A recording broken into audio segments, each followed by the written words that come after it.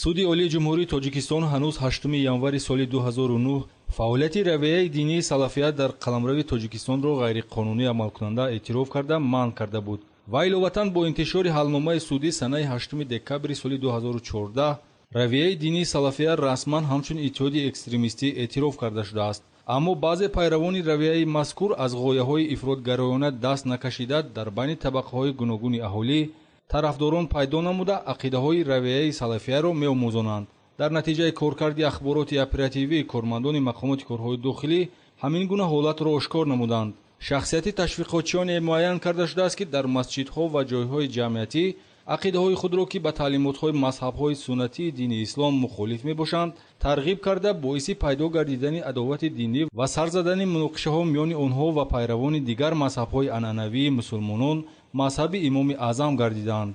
таъсисдиҳанда ё роҳбари гурӯҳ шаҳрванд қузебоев шӯҳрат ғуфронович соли таваллудаш 1986 сокини шаҳри хуҷанд таълимдидаи мактаби динии яке аз давлатҳои исломӣ мебошад ки бо андохтани донишҳои дахлдор ақидаҳои диниашро устувор гардонида пайравии равияи салафияро интихоб намуда баъди бозгашт ба ватан дар ҳудуди вилояти суғд ҷавононро ба салафигароӣ даъват кардааст.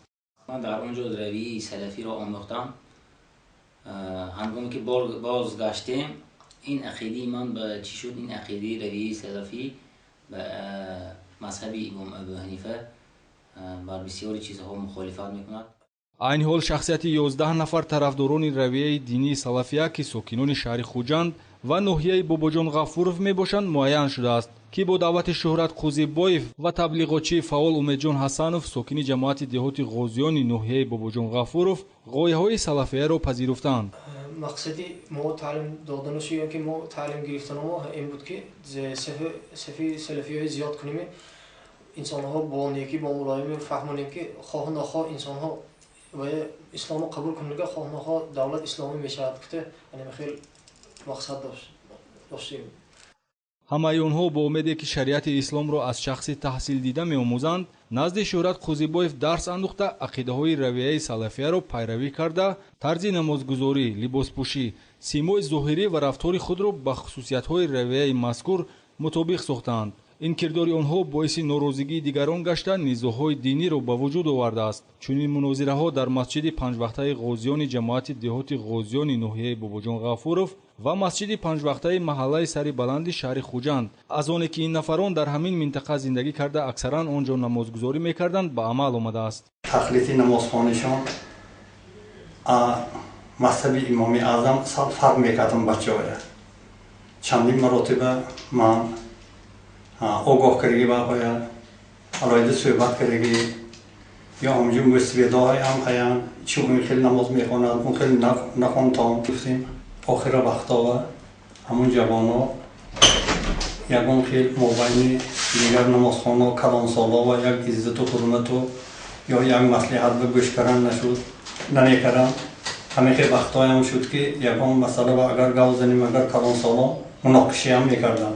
таҷрибаи ҳаётӣ борҳо исбот кардааст ки даъватҳо вобаста ба ғояҳои динию мазҳабӣ боиси бетартибиҳои оммавӣ гардиданд ки оқибати он ҷудоиандозию гурӯҳбозӣ буда ба низою нооромӣ оварда мерасонад. ҷанги шаҳрвандии оғози солҳои 90 саҳифаи сиёҳи таърихи тоҷикистон аст ки он аз ҳамин гуна гурӯҳбозиҳо сарчашма мегирад.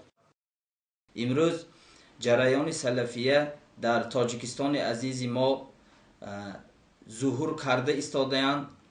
агар мо шумо дар кору фаъолияти онҳо назар кунем ба ҷуз фитна андохтан дар ҷомеаи башарӣ дигар коре надоранд. онҳо ҳамун масъалаҳоеро дунбола мекунанд ки вай масъалаҳои ихтилофӣ аст. масъалаҳое ки ҷавонҳоро бо калонсолҳо ба якдигар зид мекунад. масъалаҳоеро дунбола мекунанд ки дар вай ба ҷуз ба якдигар рӯхнук шудан дигар мақсаде надорад. агар мақсади инҳоро мо шумо таҳқиқ кунем, мақсади инҳоро мо пурсуҷӯ кунем, мақсади инҳоро аз нигоҳи илмию шаръӣ агар дида бароем ба ҷуз фитна эҷод кардан дар ҷомеа дигар мақсаде надоранд. фаъолияти гурӯҳ аз рӯи китобу адабиётҳо аудиосабтҳои ба равияи салафия мансуб буда ба роҳ монда шуда гумонбаршавандаҳо аз рӯи он амал мекарданд. феълан барои таъсиси ташкилоти экстремистӣ парвандаи ҷиноӣ оғоз карда шудааст. тавре дар ҳалномаи суди олии ҷумҳурии тоҷикистон омадааст дар ҳолати пешгирӣ накардани фаъолияти гурӯҳҳои салафигаро ва пайванд хӯрдани манфиатҳои мафкуравию сиёсияшон бо манфиати дигар қувваҳои экстремистию террористӣ онҳо метавонанд ба як ҳаракати террористӣ табдил ёбанд.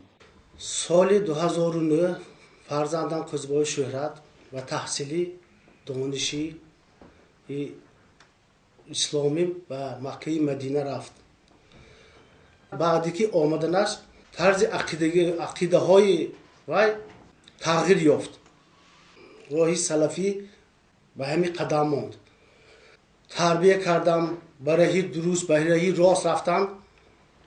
ин гапҳои ман барои вай бар гӯшаш намегирифт. гоҳҳо ман такрор мекардам ки бачам риш намон, шимоиги кӯҳта напӯш. вай ҳамина мехост.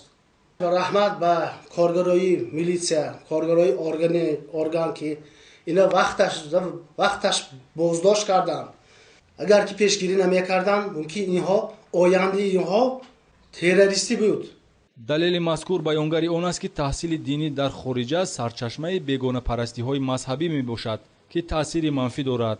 барои ҳифз намудани арзишҳои миллӣ ва тарбияи фарзандон дар рӯҳияи ватандӯстӣ аз падару модарон даъват карда мешавад ки пеши роҳи ин гуна ҳолатҳоро гиранд, вагарна баъди гузашти ҳодиса пушаймонӣ суд надорад.